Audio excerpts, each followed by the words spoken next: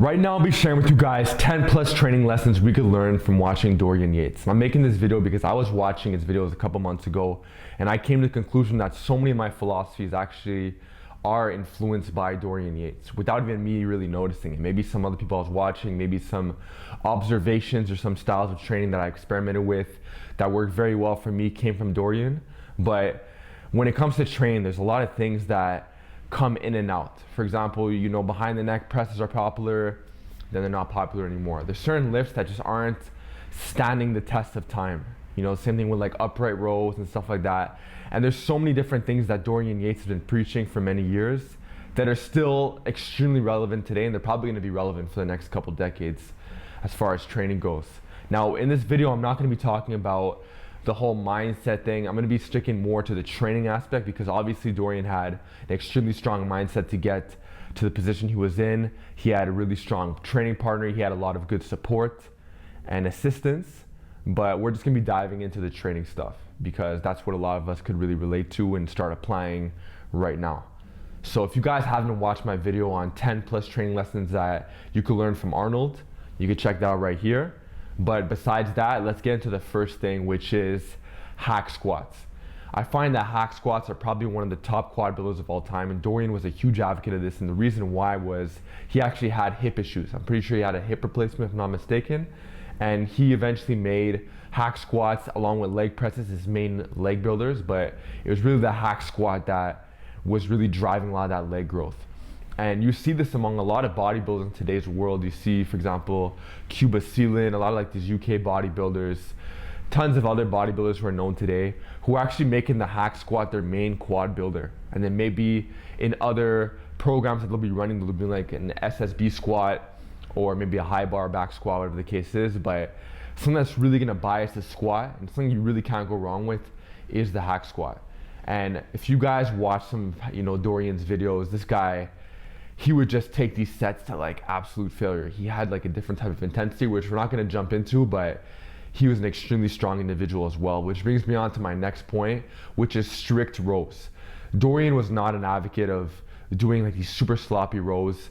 And I know some of you guys are probably gonna mention, oh, well, Phil, you made a video back in the day that you actually deleted talking about why you don't like Yates rows. And the reason why I deleted that video, just to clarify, so I made that video at a point in time where a lot of people were into, above the knee rack pulls like myself, barbell row was above the knee, and I was just going through a phase where I was transitioning out of that style of training. So that's why I made that video where I didn't really like the way people were doing their rows, where they were basically doing above the knee rows in a very cheating style using a lot of erectors.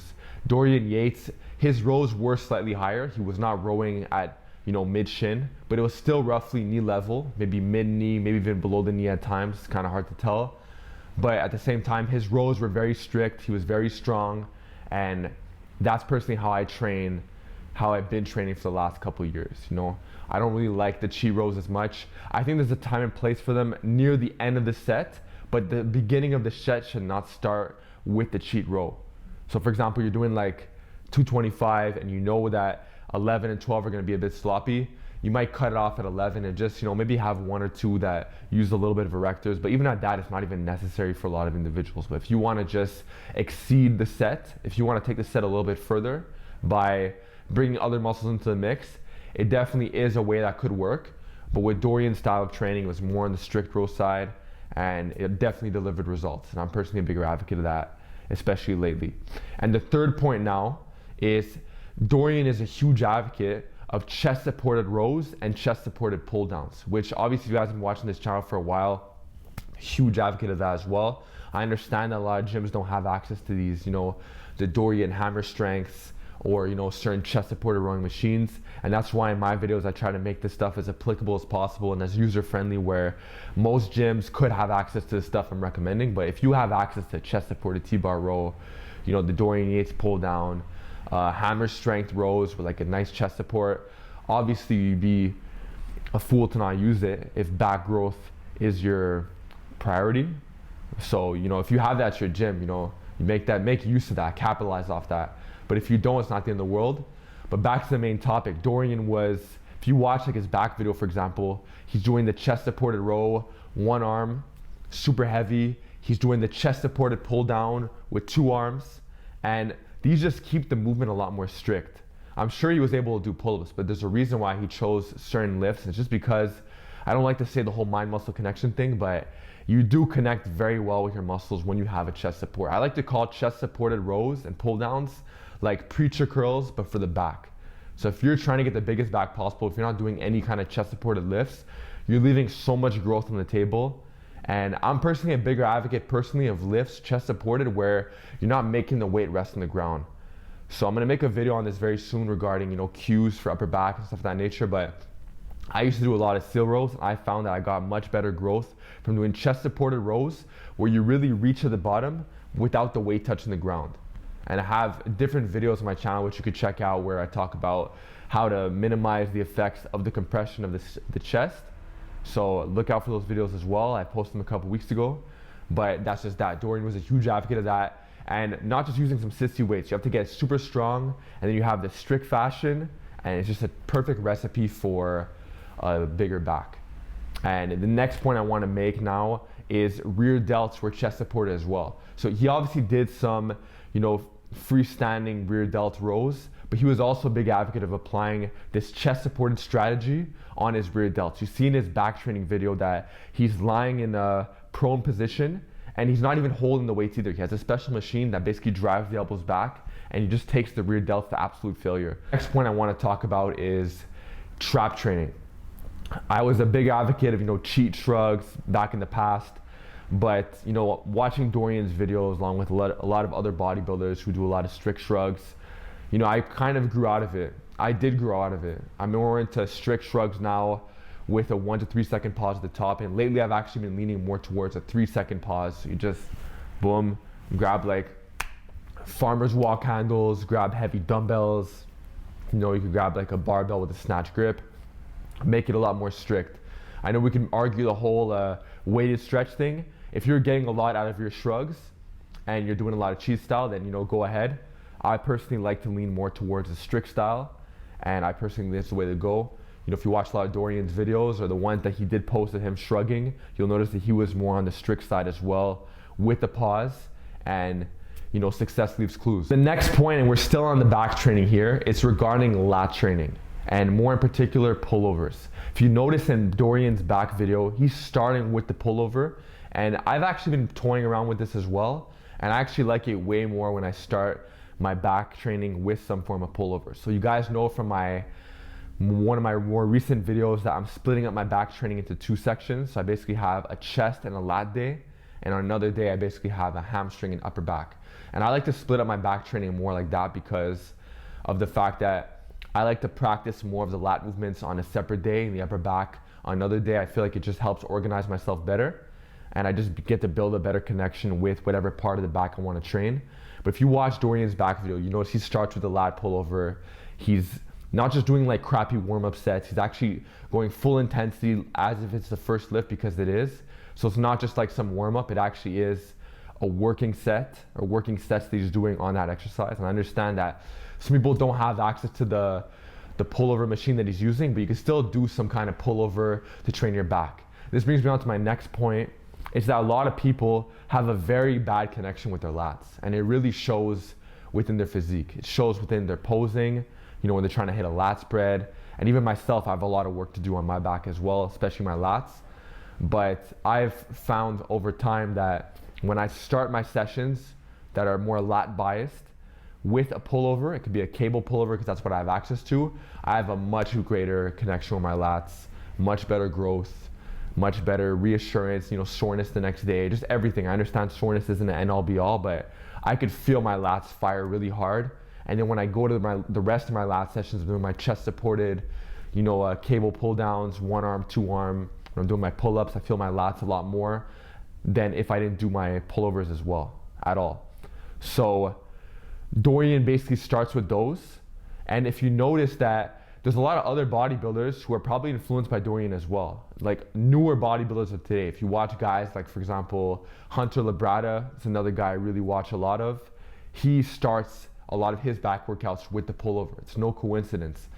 So if you guys are really stalling with your lat growth, you really can't even feel your lats, which a lot of people can't feel them at all, you don't really have the best connection, if you try to pose with them and you just can't really get into the positions properly, you'd benefit a lot from doing some kind of lat pullover, high reps. You could do like 10 to 15 with a 1 to 3 second pause at the bottom, really squeeze the lat, find the range, play around with the torso angles if you're doing it standing, keep it strict obviously, and you're gonna still benefit a lot of lats in that regard. Got done with back training. Now let's talk about delt training. If you guys watch a lot of Dorian's older videos, you'll notice that he was doing a lot of his presses done seated. If you guys watch some of my older videos as well, I've been a huge advocate of seated presses for a while.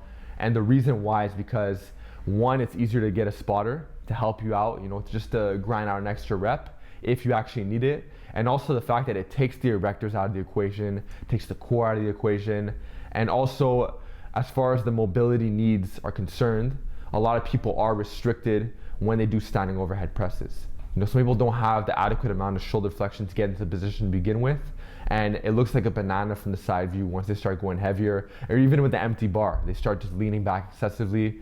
And most people don't look that good when they do their standing overhead presses. Doesn't mean you shouldn't do it, doesn't mean you can't eventually work up to it. But when you do, for example, a seated press, this can meet certain individuals a lot more of where they're already at by just putting a slightly higher incline. So it's not an incline bench, it's not like a 60 degree, it could be higher than that for certain individuals, but this will help certain individuals still get that quote unquote overhead press, still hit the delts hard, but not have to have as many of the mobility demands required as when you're doing a standing overhead press. So Dorian was big on that. He was also big on seated lateral raises, which once again take the core, they take the erectors out of the equation. You can still use your erectors if you swing, but generally speaking, his lateral raises were still more on the strict side, and I've been an advocate of that as well. I like to do a lot of my laterals seated. I don't do them all seated, but we tend to see this time and time again in the bodybuilding community of lifters doing more of their laterals and their seated shoulder presses seated. So next, let's get into pec training. If you guys have watched my Q&A with one of my favorite coaches growing up, Jason Fruja, you'll know that he was a big advocate of low incline presses for his pecs because they were a lot easier on the shoulders. If you guys watch guys like Eugene Teo, he's been a big advocate of low incline presses as well, along with, may he rest in peace, John Meadows. A lot of these individuals actually got this from Dorian Yates. The fact that low incline presses, they feel a better pec contraction, they feel like it's easier on the shoulders, and Dorian was a big advocate of the incline bench. It was at around a 10 to a 30 degrees, and this is a great pec builder. I myself like the low incline bench a lot, and I've spoken about this in many videos in the past, but Dorian was a big advocate of this, and if you guys want to take your pecs to the next level, give the low incline press a try. Tricep training, Dorian Yates was a big advocate of the heavy tricep push down. You see certain individuals who do heavy skull crushers and they're not doing any tempo or pauses and they're just ego lifting the skull crushers. And these people may have big triceps, at least some of them, but over time some of these individuals tend to report back with a lot of elbow pain. You don't see a lot of these individuals talking bad about heavy push downs. And the reason why is because I guess it's more close to a dip, and certain people just tend to have healthier elbows down the line when they go heavier on their push downs. And if you notice Dorian's videos, he was going way heavier on the push downs, and he was actually using a dip belt for these sets. I guess this would maybe ground him more. He was obviously a heavy guy, but he would be more grounded when he would be doing the push downs with the dip belt. And if you guys are in a position where you're using the whole stack and you're moving around, maybe you're not the heaviest guy or woman, you could also just put a dip belt on yourself. And the same thing could be said about doing heavy pec flies. If you're not the heaviest guy, you could do a pec fly with a dip belt, and this will keep you more in position where the weight stack isn't going to be pulling on you. But basically, Dorian was doing this lift, and I've been incorporating push downs back into my program as well. My arms have definitely been reporting some good growth from it, where I'll actually start off with the push down, get a massive pump, get a lot of blood in there. I'm not going to go below 10 reps, and then I'll get into other forms of tricep training, which I'll speak about in other videos. Guys, have it. Those are personally some of the biggest things that I've personally gathered from watching Dorian Yates videos over the last couple of years, and I'm just going to keep applying some of this stuff to myself, to my clients, and you guys can start applying this as well. Let me know in the comment section where you guys have personally been applying that Dorian Yates was a huge advocate of in the comment section below. And with that being said, I'll see you guys next time.